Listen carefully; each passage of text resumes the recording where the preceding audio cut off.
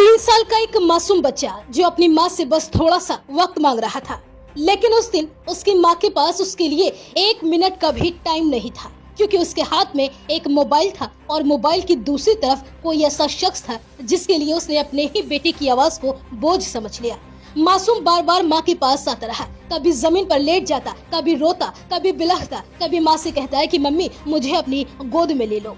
और फिर एक ऐसा पल आया जब माँ ने अपने ही बेटे को चुप कराने का ऐसा तरीका चुना, जिसके बाद वो बच्चा फिर कभी दोबारा रो ही नहीं सका।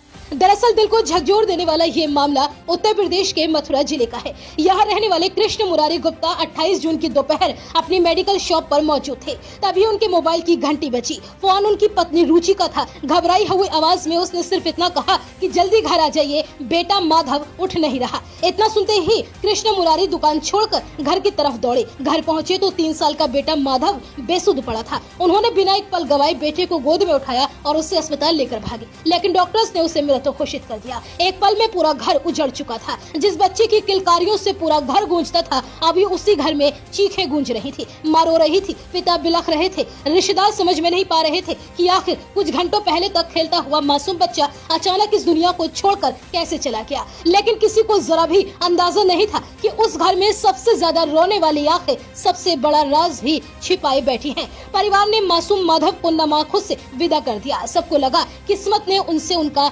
मासूम बेटा छीन लिया है, लेकिन असलियत उस कब्र के साथ दफन नहीं हुई थी। वो जिंदा थी और हर दिन किसी मोबाइल की घंटी के साथ सांस ले रही थी। दिन गुजरते गए, घर में मातम था, लेकिन एक चीज कृष्ण मुरारी को बार बार परेशान कर रही थी, पत्नी रुचि का व्यवहार। जिस माँ ने अभी अभी अपने 3 साल का पला पलाया बेटा खोया हो, उसकी दुनिया वहीं रुक जाती, लेकिन यहाँ पत्नी रुचि घंटों मोबाइल फोन पर लगी रहती। कभी किसी से बात करती, कभी मुस्कुराती, कभी कमरे से बाहर निकलकर धीरे धीरे फोन पर बातचीत करती। पहले पति कृष्ण मुरारी ने अपने मन को समझाया कि शायद दुख को हर इंसान अलग तरह से झेलता है, लेकिन 21 जुलाई को उनका ये वहम भी टूट गया। उस दिन पत्नी रुचि फिर किसी से फोन पर बातचीत कर रही थी। कृष्ण मुरारी की नजर उस पर पड़ी और इस बार उन्होंने बिना आवाज के उसकी बातें सुननी शुरू कर दी। फोन के दूसरी तरफ एक शख्स था जिसका नाम था रोहित, और अगले कुछ सेकंड में कृष्ण मुरारी ने जो सुना उसने उनके पैरों तले से जमीन खिसका दी। पत्नी रुचि 28 जून की उसी दोपहर का जिक्र कर रही थी। वो कह रही थी